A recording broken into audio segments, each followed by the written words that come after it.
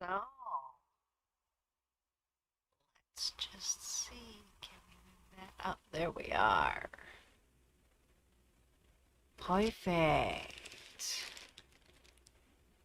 We are running live. We'll just wait till we get some people. Hello, people. We have a viewer. Yay, a number one viewer. It is that time on a Tuesday. 6 viewers. Welcome. Don't be afraid. I know a lot of our viewers on Facebook will add a comment, and it's always nice to read your comments and see what's going on in your world. So if you're a regular viewer but you don't usually write comments, just dive right in. Hi, Neil. Now what do we got here? We got this little blue thing that I'm gonna X out of here if I can. There we go. Gail is here. Beth McGregor's here. Wow. Let's see. We have 10 viewers. So yes, yes. Welcome to Facebook for another Tuesday. And Patty says Aunt Annie release date. Yay. Yeah, I know. I know. So, well, we've got Halloween out of the way, and hope everything went well for everybody, that nothing really, you didn't eat all the candy before the trick-or-treaters got there, but you have a little bit left over to enjoy as we move into a brand new month, the month of November. And I call it Flannel Month. You'll see behind me I've got a luscious, luscious line of flannel laid out. So yes, it's a new beginning, because Christmas is a wonderful season. It's my favorite season of the whole year. So what did I do over the past week? I started a new project. I know I'm a great starter. We try to finish, but we don't always get there. So, yeah, I started a new project last week, and as I'm working my way through it, I kind of got the idea that maybe all of you lovely viewers would like to come along on the journey with me. So that's what we're going to be doing. Not, we're going to just drop it in every once in a while over Facebook for the next little bit. We'll see how fast it goes. I don't know. It's a creative process. I'm going to take you on the journey of designing and making a quilt. So along the way, we can talk about different products, we could talk about different techniques, and we'll just see how it develops. Sort of a, yeah, we're flying without a net here these days. Yeah. So, what's my project, you say? Well, first of all, we have to figure out, where do quilts come from? Where do all those quilt patterns we see in books, in magazines, in our quilt shops, where do they come from? Okay, so it usually starts with an idea in your head. And this applies to pretty much everybody that makes quilts. It could be something we see in a magazine, a pattern, a style that we like. It might be a color that just really, it's like April the 10th, and we walk into our quilt shop and we see that bright spring green, and we go, oh, I just have to make a quilt with that color. Maybe it's a line of fabric like these gorgeous flannels that you see up here behind me. Maybe it's an opportunity to try a new technique. I've never done applique and I'd really like to try. Could be you want to try a new technique, so you take a class, a video class or an in-person class if you're able to. Sometimes our need to make a quilt is prompted by a person. A special grandchild or a special friend is having a birthday, or they're ill and you want to make a quilt just for them. Maybe it's an event like a wedding or a new baby coming along.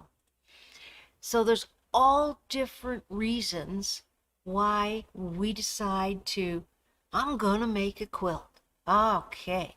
So from there, it's a matter of filtering our way down to get exactly the quilt that we want to make. So for me, my project, I have always wanted for several years now anyway, I have wanted to make a quilt that illustrates one of my favorite Christmas. It's not really a poem and it's not really prose. A Child's Christmas in Wales by Dylan Thomas. And I've always wanted to make a quilt based on images that that poem creates in my head. So thinking ahead, always think ahead. The first thing I did when I got this idea is I go on and I talk to Mr. Google and find out if that poem is still copyright. Uh, um, Connie says an artist gives you a painting and she gets a set of quilted placemats back with the painting printed on it. Great fun. That's an excellent idea. So yeah, I double checked to make sure that that piece of literature was in the public domain, because I work in a store, because I talk to you nice folks under a company umbrella, I had to make sure that I was not going to infringe on copyright. If you're making something just for you, just for your family, you don't have to worry about it. Okay, so we have the idea. And as I think of these ideas, we get the pictures floating around in the head. We confirm that, yeah, it's okay. We can do this. We can do this. So I think and I get ideas, and then once we're all ready, I have kind of a rough picture in my head. And this is where my my favorite thing in the whole world comes into play. It's called graph paper.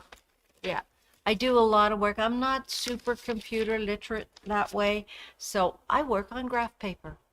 And I start taking those pictures in my head and putting them on paper. Mostly, I'll give you a little close-up here. We'll put blue on. Where's blue? There's blue. There we go.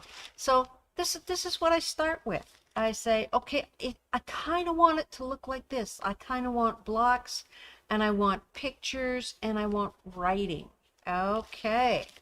So I do that on graph paper, first of all, because that helps to give me starting to put the parameters in, starting to put the edges in my thinking, because otherwise the thinking just kind of goes everywhere.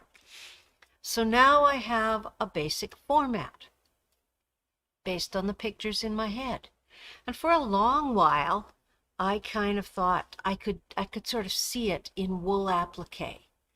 But then I went, I don't know about that, because that's going to be stiff.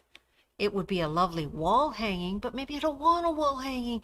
I want a quilt that I can cuddle under and pat and stroke. So I went to my graph paper and I said, is each square 2 inches or 3 inches? And I settled on 3 inches.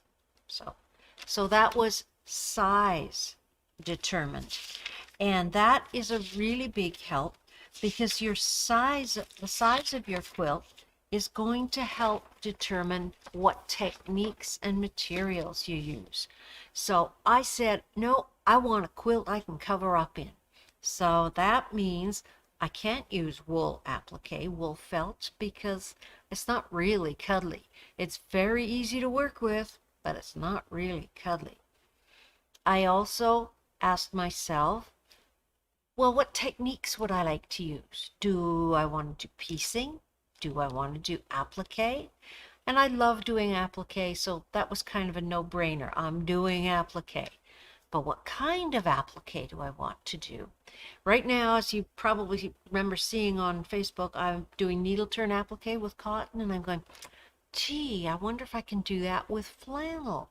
Well, let's set that one aside. So I wanted the picture in my head is an image pulled from the poem. I'll tell you the first one, The Neighbor's Polar Cat. And I love doing embroidery. I want some of the phrases from the poem underneath the appropriate picture. So that gives me a technique. So now I have a size. I have kind of a feel that I want. I have some images floating around in my head. And I have a technique. So already I'm kind of working my way through what's going to come out. So I've got all that figured out. So for me, I start with the pictures, I get the technique lined up, then I come to the store and I start going, okay, flannel is nice and soft and cuddly. I like that idea. Let's go look at the flannels. And I went, oh yes, it's going to be flannel. I saw initially, because this is a Christmas quilt that I'm working on, this one that's right in behind me. I'll pull it closer so you can see it. This was my inspiration fabric.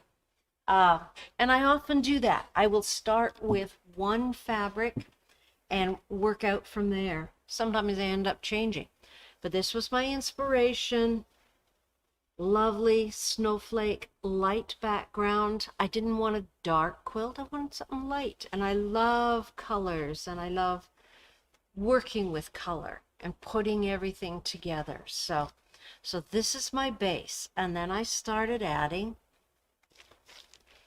other flannels because I want applique images and I want something that I can embroider on that I can then read. So these are just 3. I will ultimately end up, I know, buying a whole schwack more flannel because they're all so beautiful. And I know personally I like monochromatic, keep within the color family, soft, gentle. So this is what I'm going to start working with first off. And I just want to show you. I don't know if you know this about flannel. These are all top quality 100% cotton flannels.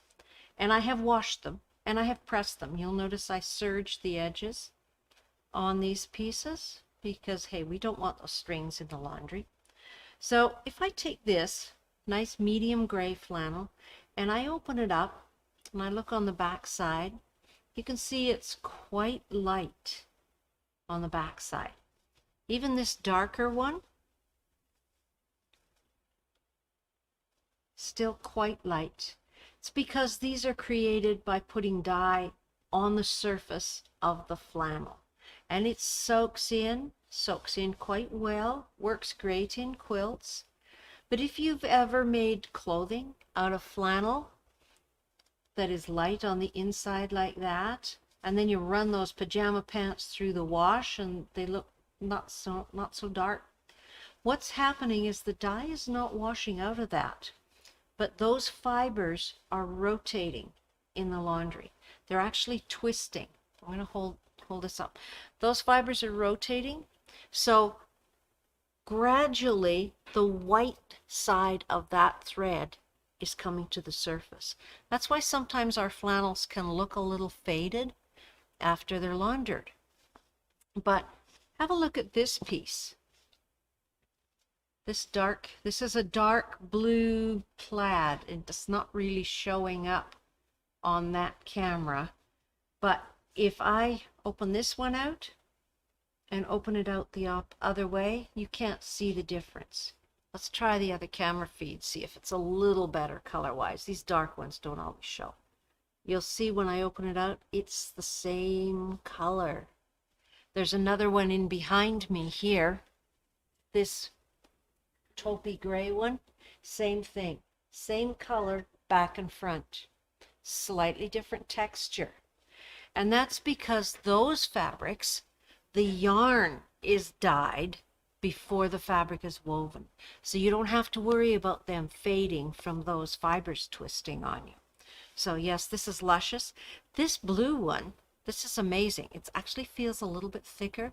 Would make a great shirt. It's going to be wonderful in a quilt. But my husband had a spectacular idea when I let him feel this. He says, that would make a nice scarf for Christmas. And I was looking at that one. I was looking at this one as well. The drapeability on this guy is amazing. I don't know if you can see when I'm holding that up. Yeah, you might be able to. Soft and luscious. So I've already started on my Christmas list because I think that is a wonderful idea with some of these yarn dyes. So I get my palette. I call it a palette because in a sense it's like an artist, like a painter, deciding on the color range. And I get that all set. So then what's my next step? I've got my idea. I've got the pictures in my head. I've got my sort of rough plan on my graph paper. I've decided what technique I want to use. I think I want to use. And I have a colorway in mind. So once all of that is figured out, the next thing to do is to ask yourself, well, is all of this really gonna work? So the next thing I always do, and I'm going to do probably more than one, is a technique test, we'll call it. Gonna switch you over here. I'll put this right up here. That doesn't look like very much. That came out of the scrap bin at home, but it's still flannel. Oh, this was also an excellent way of making me clean out my flannel scraps. So yeah, you go through your fabric, you bond with it, you press it, you say, oh, you're too small, you're pretty good, I'll never use you, and you get things sorted. It's amazing how much spare room you can find to buy more fabric. So I get a little scrap of fabric and I want to do a test. Now I knew I wanted to do something with a kind of a rustic feel.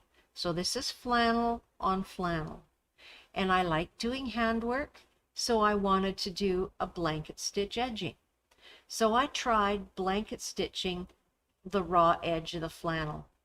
And I didn't like the look of it. It was a little too raw on that side. So on this side, I did what we call a needle turn. And I turned under just as I stitched, just turned it under and did my blanket stitch over that. So texturally, it's got a bit of a raised edge. That gives me a nice, neat, clean, still a bit of a country, a bit of a primitive look to it, but I love that look. So I go, okay, that will work. Now I want to do lettering. And I want my lettering to stand out. Traditionally, when people do lettering with embroidery, they use a back stitch. So I did 2 letters with back stitch, and then I did 2 letters with stem stitch. And I went, nope, I like that one better. So now I have my techniques lined up. I have my applique technique, a needle turn blanket stitch, and this is stitched with our DMC floss in bright orange, which of course is not likely the color I'm going to use, but it works great for a test. And I have test driven my embroidery stitch so that I can carry on with that. From that point, it's called take a deep breath time, because the next step is to do a test block. And I will very often do a test block, or more than one, when I'm trying out a technique or a collection of fabrics or something. I have this idea, but I want to test drive it to make sure it's going to give me the look and the feel and the results that I want it to have. So that is going to be my challenge for next time. I can't promise we're going to be talking about this sort of stuff every time I'm on Facebook, but I'm going to keep you coming along for the journey so that we can see how this develops. So hopefully by this time next week, we will have the test block done. And hey, if it works out great the first time, that's perfect, because then I know I can carry on with the rest of them. Why did I do fire, you ask? Well, because one of the other blocks is fire, cried Mrs. Prothero, and she beat the dinner gong. So, yeah, I know practically the whole thing in my head, so I don't have any trouble. But yeah, so test block. Always do a test. You're not going to take all of that beautiful fabric that you buy, bring it home, get your pattern out, start whacking away, and wind up with a result that you're not as happy as you could be with. So never be afraid to do a test run, whether it's piecing, applique, embroidery, stitching, quilting the layers together. Uh, There's so many variables in a quilt, and tweaking just one can make the biggest difference. Just like tweaking from blanket stitch raw edge to blanket stitch turned edge is the biggest difference in the look of just my little, I don't even know what that is, my little piece of fabric here. So that's my project. Welcome to the journey. Today's Tyler always asks for a title for our Facebook, and I told him today was the birth of the birth of a quilt. So this is the birth of a quilt conception. So now you can say you've been in on the conception of something. So yeah. So prototype pattern, test your technique, and then do your test block. And I am so looking forward to working with some of this luscious fabric, this gorgeous, gorgeous flannel. If you want some, you better come and get it fast, because we are into flannel season. So that's about it for today. I hope everybody has a great Tuesday, great rest of the week. Uh-oh, there goes my camera. My camera's gone on holiday. I know you can still hear me, though.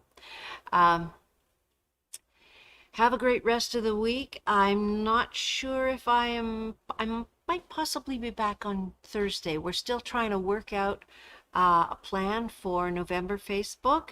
But if there's anything you'd like us to talk with you about, just give us a quick email and let us know.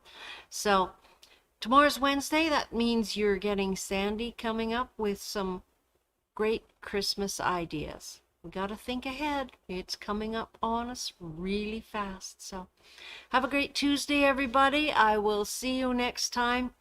And have fun with your quilting, because that's what we do it for. And I'm going to make scarves out of flannel for Christmas gifts. I think that's a wonderful idea.